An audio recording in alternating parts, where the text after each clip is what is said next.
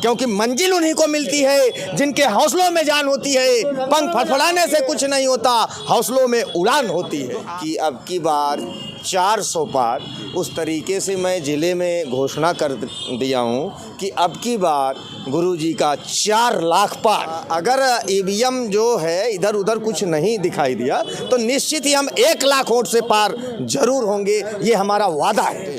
52 सीटें एवं भाजपा की और 2 सीटें 3 सीटें बहन कुमारी मायावती जी का, बाकी सब सपा। हम भारतीय जनता पार्टी से जिला अध्यक्ष के लिए उम्मीदवार थे और हमें जिला अध्यक्ष जब नहीं बनाया गया तो हमने नाखुश जताया कि भारतीय जनता पार्टी अभी भी वक्त है, अगर हमें प्रदेश लेवल का पद दे देती है तो मैं नहीं खड़ा होऊंगा। ये केजरीवाल जो आदमी जैसा करेगा वैसा तो भरेगा ही आदमी, साथ में कुछ तो घोटाला करा होगा। इतनी बड़ी ईडी है तो उन लोग कुछ तो ऐसा सबूत हैं, नहीं इतने बड़े नेता को ऐसे ही गिरफ्तार नहीं करते हैं। हम जो है लोकसभा के प्रत्याशी हैं। प्रत्याशी आप खुद? प्रत्याशी हैं प्रतापगढ़ से 39 लोकसभा 39। अच्छा। और यहाँ कानून व्यवस्था जो है सही होनी चाहिए और बहुत जल्द ही अगर ऊपर वाला चाहेगा तो जीत हासिल होगी। जिस तरीके से माननीय मोदी जी का नारा है कि अब की बार 400 पार, उस तरीके से मैं ज़िले में घोषणा कर दिया हूँ कि अब की बार गुरुजी का 4 लाख पार। 4 लाख वोट अगर हमारे यहाँ मिल जाता है तो हम भारी मत से सांसद जी विजयी बन जाएंगे। ऐसा आपका नाम क्या है? हमारा नाम पीयूष शास्त्री है। और हमने जो है समाज के पीछे बहुत कुछ किया है। जी जी। तो और आप खुद चुनाव में खड़े हैं? हाँ, चुनावी मैदान में हम खुद ही हैं। किस पार्टी से आप? जी, निर्दलीय अभी विचार है। अभी कई दल, जैसे बहन कुमारी मायावती जी से बातचीत चल रहा है, अनुप्रिया पटेल की बहन की अलग से पार्टी है, उनसे बातचीत चल रहा है। इस प्रकार से ऐसा लोगों में, प्रतापगढ़ की जनता में ऐसा कयास लगा रहे हैं लोग कि गुरुजी 4 लाख वोट पा सकते हैं अच्छे पार्टी से आते हैं। तो आपने 2 पार्टियों का नाम लिया, मतलब कि जिसकी नैया मिल जाए उस पर आप सवार हो जाएंगे? जी हाँ, ऐसे सांसद हैं हम कि कोई भी अगर अच्छी पार्टी हम पा जाते हैं तो 1 लाख वोट से जीत दर्ज करेंगे, क्योंकि मंजिल उन्हीं को मिलती है जिनके हौसलों में जान होती है। पंख फड़फड़ाने से कुछ नहीं होता, हौसलों में उड़ान होती है। तो आपकी अपनी कोई विचारधारा तो होगी ना कि भाई हम किस पार्टी के साथ जाएंगे और किस पार्टी के साथ नहीं जाएंगे। अब मान लीजिए कल आपको अखिलेश जी दे दें टिकट, कल आपको सोनिया गांधी टिकट दे दें, हमारा एक ही विचार है कि हम निर्दलीय लड़ेंगे।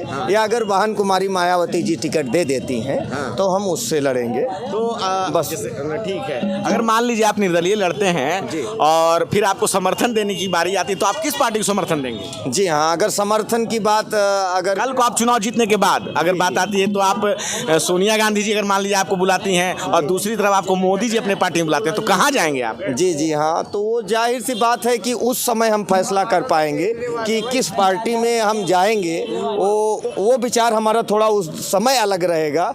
अभी सर आपकी विचारधारा क्लियर नहीं। अब 2 महीने में चुनाव, मतलब महीने भर में चुनाव शुरू हो जाएगा। आप कुछ ही दिन बचे, 19 तारीख को पहला चुनाव है। तो कहीं ना कहीं आपके मन में अपना एक विचार तो होगा ही। विचारधारा जिस पार्टी से ज़्यादा हमारी मैच करेगी हम उसी में विलय हो जाएंगे। मतलब आपने सारे दरवाजे अपने लिए खोल के रखे हैं कि जिस पार्टी से या तो सोनिया जी या तो मोदी जी जो बुलाएंगे उसमें से जब अच्छा लगेगा उसमें चले जाएंगे। जी जी जी जी जी जी जी, हमारा यही विचार है सांसद जी का। और मंजिल उन्हीं को मिलती है, जैसे हमने कहा। तो प्रतापगढ़ से बीजेपी के उम्मीदवार कौन है?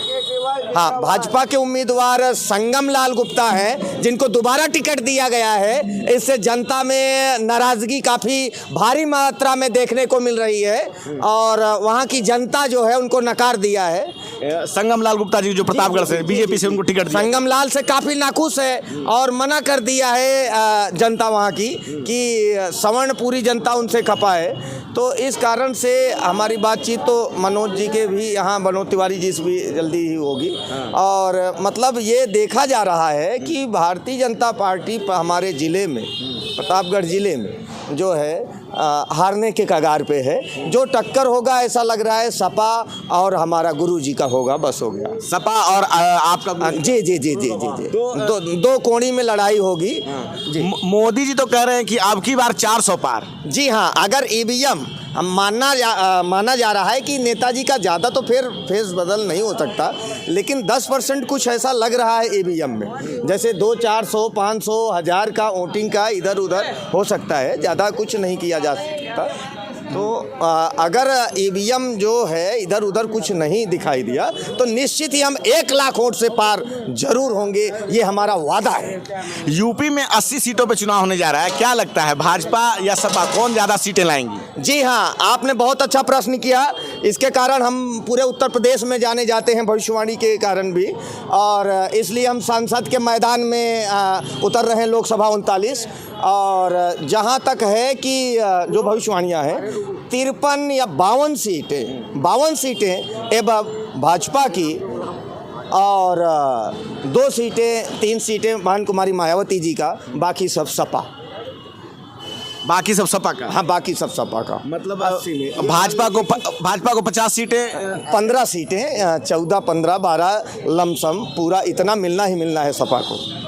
14 से 15 सीटें सपा को? हाँ, 14 से 15 सपा को मिलेगी और 2-3 सीटें बहन कुमारी मायावती को मिलेगी। 18-19 सीट उसमें से कम होगा। आप किस गठबंधन के साथ हैं? इंडिया गठबंधन के साथ हैं कि मोदी जी के परिवार के साथ? देखिए, आपने बहुत एग्जैक्टली प्रश्न किया। हम भारतीय जनता पार्टी से जिला अध्यक्ष के लिए उम्मीदवार थे, और हमें जिला अध्यक्ष जब नहीं बनाया गया तो हमने नाखुश जताया, और ये भी कहा है कि भारतीय जनता पार्टी अभी भी वक्त है, अगर हमें प्रदेश लेवल का पद दे देती है तो मैं नहीं खड़ा होऊंगा। लेकिन ऐसा नहीं करने से वो हुआ, मुझे नाराज़गी हुई, और मैं स्वयं आ रहा हूँ मैदान में, और ये माना जा रहा है कि साइकिल का हमारे साथ लड़ाई होगी महाराज जी के साथ। तो पद के लालच में आप चुनाव लड़ रहे हैं? पद चाहिए आपको? नहीं, हाँ, हमको पद बड़ा चाहिए था, प्रदेश लेवल का, ये हमारा मेन ध्येय था। और अगर नहीं हुआ है तो मतलब हमें नाराज़गी रहेगी, और हम सांसद के लिए उम्मीदवार हम खड़े होंगे। इन्होंने यूपी के प्रतापगढ़ की सीट का भी बताया कि वहाँ पे क्या स्थिति है। वहाँ पर भाजपा से लोग काफ़ी नाराज़ हैं। वहाँ संगम लाल गुप्ता जी को चुनाव टिकट दिया गया है, और ये खुद भी एक उम्मीदवार के तौर पर जो है वहाँ चुनाव लड़ रहे हैं, और अभी दिल्ली में आए हैं अपने कुछ नेताओं से मिलने। और इनका कहना है कि जो इनकी जो टक्कर होगी वो समाजवादी पार्टी के उम्मीदवार से होगी। सर जी, चुनाव की घोषणा हो चुकी है, क्या लग रहा है इस बार कौन आ रहा है? बीजेपी। मोदी।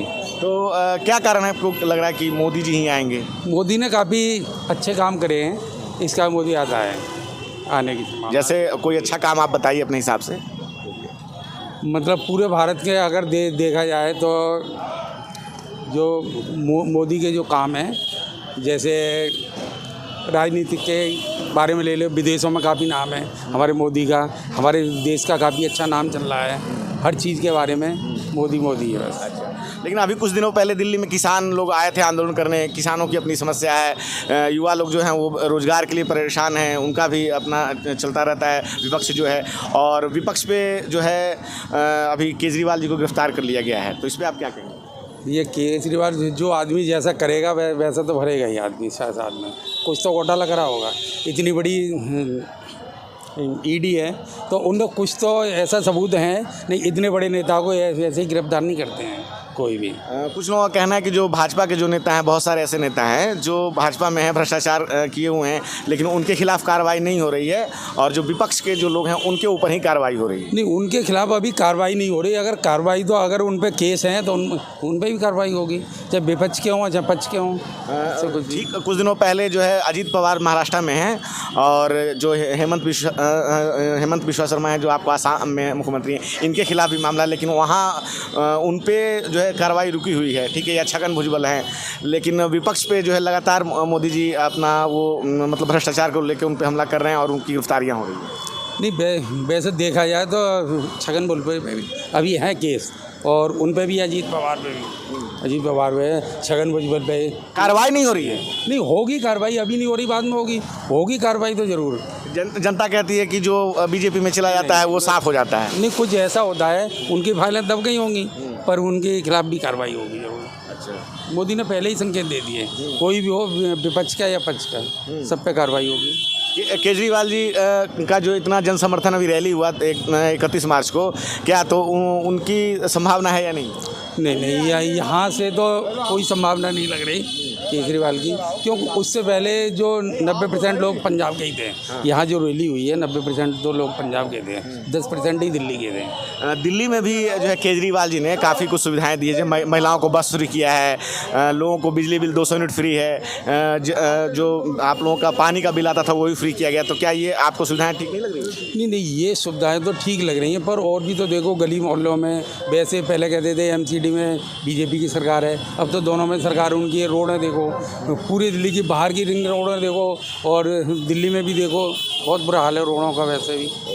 नेशनल दस्तक की आपसे गुजारिश है कि अगर इसको बचाना चाहते हैं तो नेशनल दस्तक को सब्सक्राइब करने के लिए रेड कलर के सब्सक्राइब बटन को दबाएं, फिर बेल आइकन की घंटी दबाएं। नेशनल दस्तक को बचाने के लिए बहुत ज़रूरी है कि हर खबर को शेयर करें, लाइक करें, कमेंट जरूर करें।